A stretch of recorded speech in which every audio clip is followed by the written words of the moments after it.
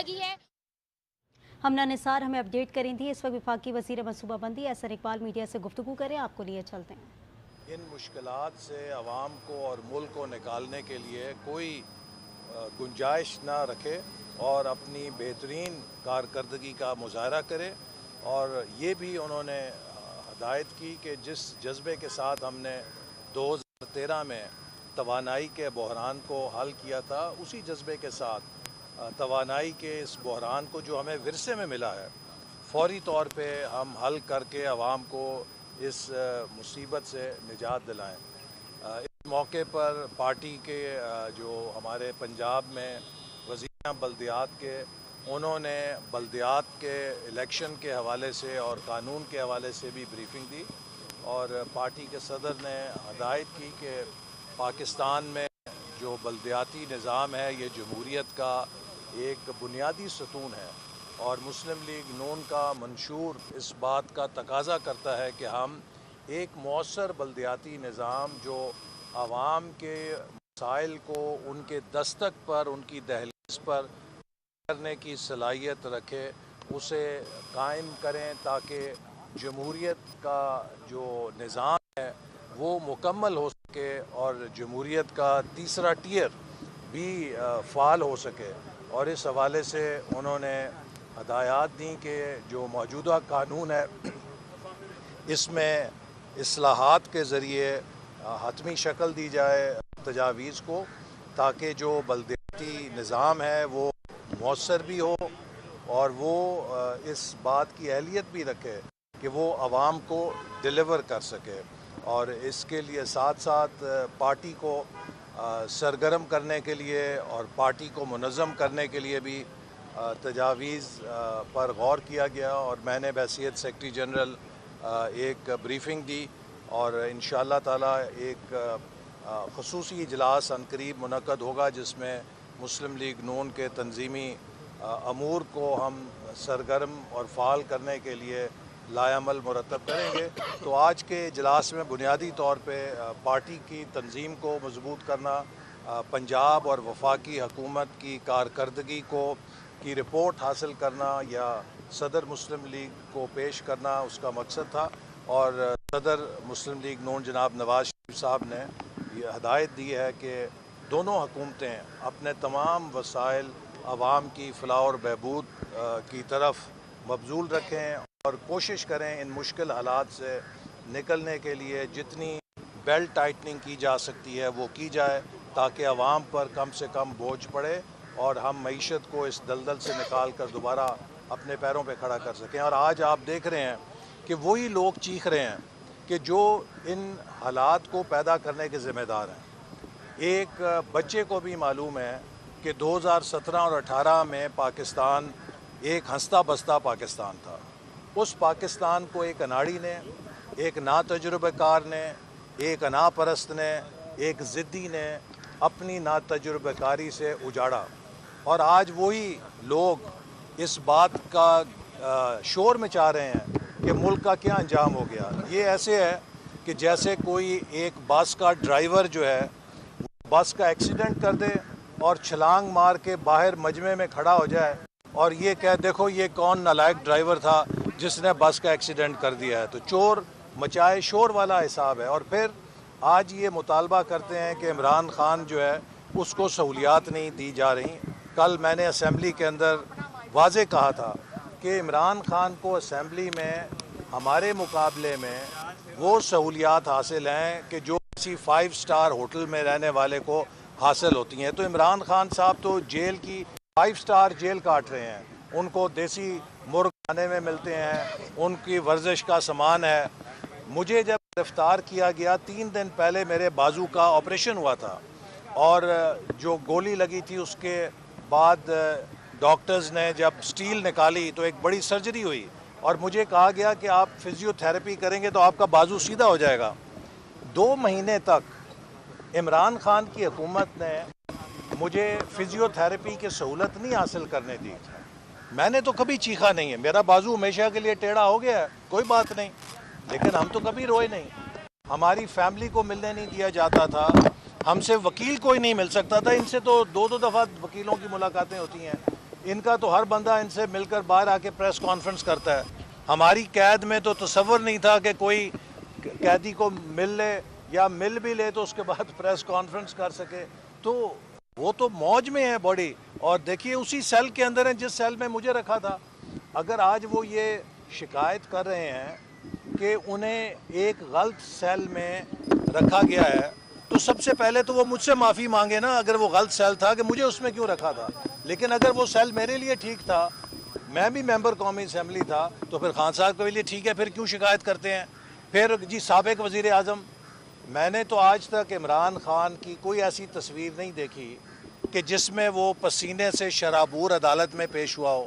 میں نے تو نواز شریف صاحب کو کوٹ لکھپت جیل میں اس حالت میں دیکھا ہوا ہے کہ ان کے کپڑے پسینے سے ایسے شرابور تھے جیسے لگتا تھا کہ ابھی یہ شاور کے نیچے سے نکل کر آئے ہیں. تو کیا وہ 3 دفعہ کا وزیر اعظم اس سلوک کا مستحق نہیں تھا جس سلوک کا آج یہ پی ٹی آئی والے تقاضا کر رہے ہیں. لیکن ہم نے تو عمران خان صاحب سے کوئی ایسا بدلہ نہیں لیا کہ جس کا انہوں نے نشانہ نواز شریف صاحب کو بنایا تھا. تو لہٰذا ہمت کریں, بہادری کے ساتھ حالات کا سامنا کریں. صبح شام چیخیں نکلتی ہیں, اصل میں یہ این آر او چاہتے ہیں. کبھی امریکہ کے پاؤں پکڑتے ہیں, وہاں کانگریس میں جا کے سینیٹرز کو, کانگریس مین کو منتیں کرتے ہیں کہ جناب ہمیں معافی دلوا دو. کبھی برطانیہ میں ہاؤس آف لارڈز میں جا کے ان کے ممبرز پارلیمنٹ کے آگے منتیں کرتے ہیں کہ ہمیں معافی دلوا دو.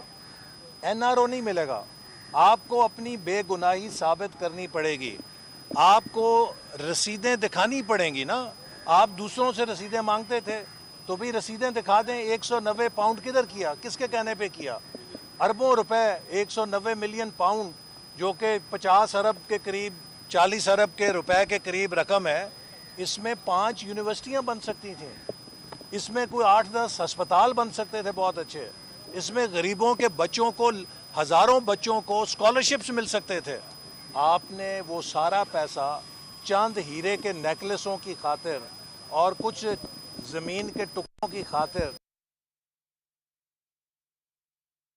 وزیر احسن اقبال میڈیا سے گفتگو کر رہے ہیں. انہوں نے کہا کہ پارٹی کو سرگرم کرنے کی تجاویز پر غور کیا گیا. نواز شریف نے ہدایت کی کہ مہنگائی سے نجات دلائیں. ہم سے تو جیلوں میں کوئی وکیل نہیں مل سکتا تھا, ان سے 2 دن میں 2 بار وکلا کی ملاقاتیں ہوتی ہیں. پانی پی ٹی آئی کو اسی سیل میں رکھا گیا جس میں مجھے رکھا گیا. ان کو انڈر ویلیو کیوں کیا اور انڈر ویلیو کر کے ان کو 2 نمبری کے ساتھ کیوں بیچا؟ اگر آپ ثابت کر دیں کہ آپ نے یہ جرم کیا ہے تو آپ کو اپنے کرتوتوں کی اور اپنے ان جرائم کی سزا کے لیے تیار. لوکل گورنمنٹ کے حوالے سے بڑا آج یہ میٹنگ تھی کہ عمران خان صاحب اڈیالہ جیل میں مجھے کر رہے ہیں, پھر تو حکومت بددیانتی کر رہی ہے کہ باقی قیدیوں کو کھانے کو دال نہیں ملتی. آپ عمران خان سے موجیں حکومت کروا رہی ہے, اس کے رسپانسبل تو آپ ہیں. دیکھیے یہ آپ ہماری فراخ دلی کہہ لیں کہ ہم اپنے مخالفوں سے وہ سلوک نہیں کرتے کہ جو سلوک انہوں نے کیا تھا. احسن صاحب, جو قوم کا مسئلہ ہے اس ٹائم بجلی کے بل ہیں, کیپیسٹی پیمنٹس کی, اور آئی پی پیز کے ساتھ کیا کرنے جا رہے ہیں عمران خان؟ دیکھیے سب سے پہلی بات یہ ہے, میں نے شروع ہی وہاں سے کی تھی کہ پنجاب حکومت نے 14 روپے کا ریلیف دیا ہے جس پر عمل شروع ہو چکا ہے. چونکہ گرمیوں کے اندر کنزمپشن بڑھتی ہے اور ایک عام کنزیومر کا سلیب بڑھ جاتا ہے. جب وہ اوپرلی اونچلی سلیب میں آتا ہے تو اس کا بجلی کا بل بڑھ جاتا ہے. تو لہٰذا گرمیوں کے اس سیزن میں لوگوں کو ریلیف دینے کے لیے 40 ارب روپے سے زیادہ پنجاب حکومت نے ریلیف دیا ہے, جس سے کہ لوگوں کو فائدہ پہنچے گا. اس کے ساتھ ساتھ ہمیں پاور سیکٹر کے اندر جو گزشتہ 30-40 سالوں کے نقائص ہیں, اس کی کمزوریاں ہیں, انہیں دور کرنا ہے. اس کے لیے صبح شام وزیر اعظم کام کر رہے ہیں. جو چین کے ساتھ ہمارے معاہدے ہیں اور جو منصوبے ہیں, ہم کوشش کر رہے ہیں کہ ان کو امپورٹڈ کول کی بجائے تھار کول کے اوپر تبدیل کریں, جس سے کہ بجلی کی لاگت کم کرنے میں مدد ملے گی اور اس سے بجلی کے نرخ بھی کم ہو سکیں گے. تو انشاءاللہ تعالی جیسے 2013 میں 18 گھنٹے کے لوڈ شیڈنگ کا مسئلہ ہم نے حل کیا, اسی طرح اگلے 1-2 سالوں کے اندر آپ دیکھیں گے کہ پاور سیکٹر کے جو نرخوں کا معاملہ ہے اور اس کی سپلائی میں تعطل کا معاملہ ہے، اس کو بھی حل کرنے میں کامیاب احسن صاحب ہوں۔ یہ بتا دیں کہ لوکل گورنمنٹ ایکٹ کے حوالے سے بڑی آج تفصیلی میٹنگ آپ کو بریفنگ بھی مل گئی، تقریباً جو ایکٹ ہے وہ آپ کا تیار ہے اور 6 ماہ سے وہ تیار ہو رہا ہے۔ اب یہ بتا دیں کہ ایکٹ تو تیار ہو جائے گا، اسمبلی میں بھی ممکنہ طور پر آئندہ اجلاس میں چلا جائے گا، انتخابات کب کرائیں گے یہ بتا دیں، اور دوسرا یہ بتائیں کہ نیشنل ڈائیلاگ کے لیے مسلم لیگ نون نے کوئی ایک قدم آگے بڑھانے کے حوالے سے کوئی اقدام اپنائی ہے؟ دیکھیے، کل وزیر اعظم شہباز شریف صاحب نے مولانا فضل الرحمان صاحب سے ملاقات کی، اسی طرح وہ دیگر سیاسی رہنماؤں سے بھی ملاقات کریں گے، اور ہم چاہتے ہیں کہ جو پاکستان کو اس وقت درپیش چیلنجز ہیں، اس وقت پاکستان کو اس کے بعض دشمنوں کی طرف سے ایک غیر اعلانیہ جنگ کا سامنا ہے، جو کوشش کر رہے ہیں کہ پاکستان میں انتشار، فساد اور دہشت گردی کے ذریعے پاکستان کو مشکلات کی طرف دھکیلیں۔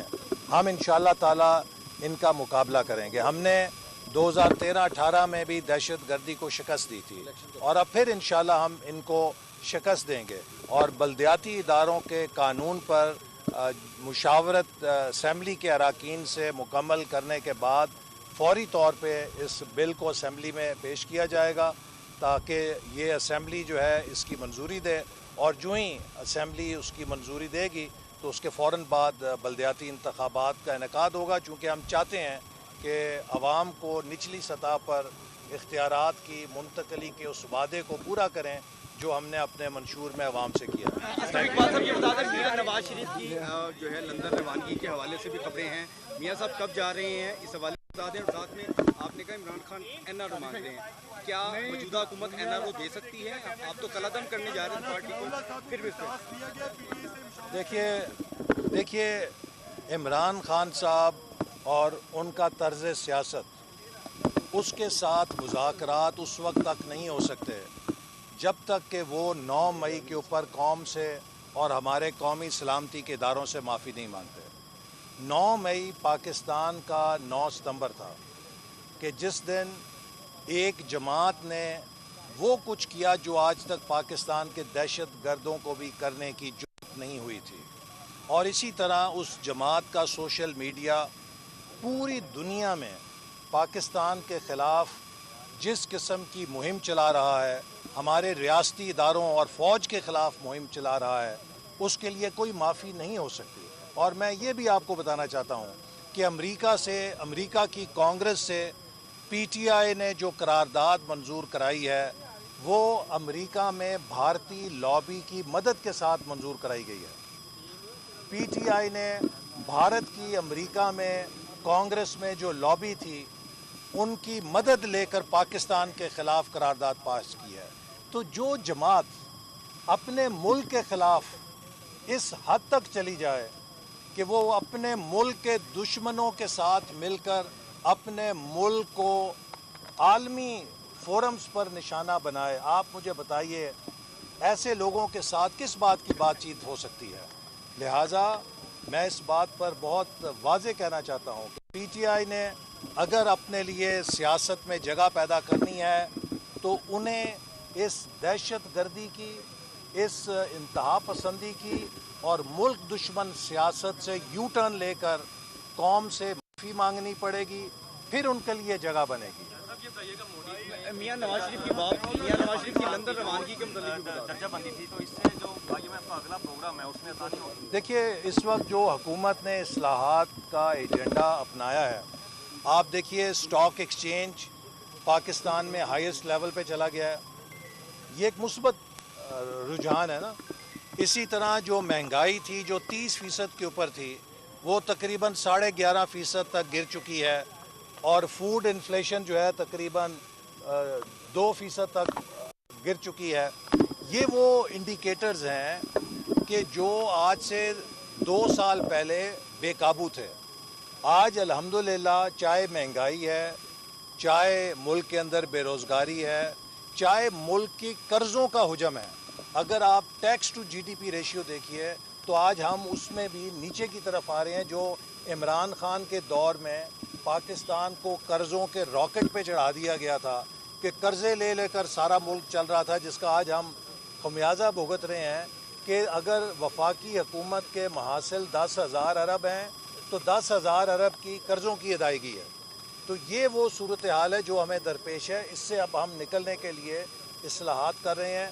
قرضے کا بوجھ کم ہو رہا ہے, مہنگائی کی شرح آہستہ آہستہ کم ہونا شروع ہو گئی ہے, سٹاک مارکیٹ بہتر ہو رہی ہے. بین الاقوامی ریٹنگ ایجنسی, یہ دوسری موڈیز کی ریٹنگ ایجنسی ہے, اس سے پہلے فچ نے پاکستان کو اپ گریڈ کیا تھا. تو آہستہ آہستہ پاکستان بحالی کی طرف چل رہا ہے. وفاقی وزیر احسن اقبال میڈیا سے گفتگو کر رہے تھے. انہوں نے کہا کہ پارٹی کو سرگرم کرنے کی تجاویز پر غور کیا گیا. نواز شریف نے ہدایت کی کہ مہنگائی سے نجات دلائیں. ہم سے تو جیلوں میں کوئی وکیل نہیں مل سکتا تھا. ان سے 2 دن میں 2 بار وکلا کی ملاقاتیں ہوتی ہیں. پانی پی ٹی آئی کو اسی سیل میں رکھا گیا جس میں مجھے رکھا گیا. NRO نہیں ملے گا, رسیدیں دکھانا ہوں گی. انہوں نے کہا کہ ہماری کوششیں عوام کو مہنگائی کے سونامی سے نکالیں. نون لیگ کی حکومت دن رات اس پر کام کر رہی ہے. ہم چاہتے ہیں عوام کو زیادہ سے زیادہ ریلیف فراہم کریں. نہیں ہے, لیکن جیسے آپ کو پتہ ہے کہ پہلے بھی وہ اپنے معالج کو کنسلٹ کرنے کے لیے جاتے رہے ہیں, اور اگر کبھی وہ جائیں گے تو اپنے چیک اپ کے لیے جائیں گے اور پھر واپس آ جائیں گے.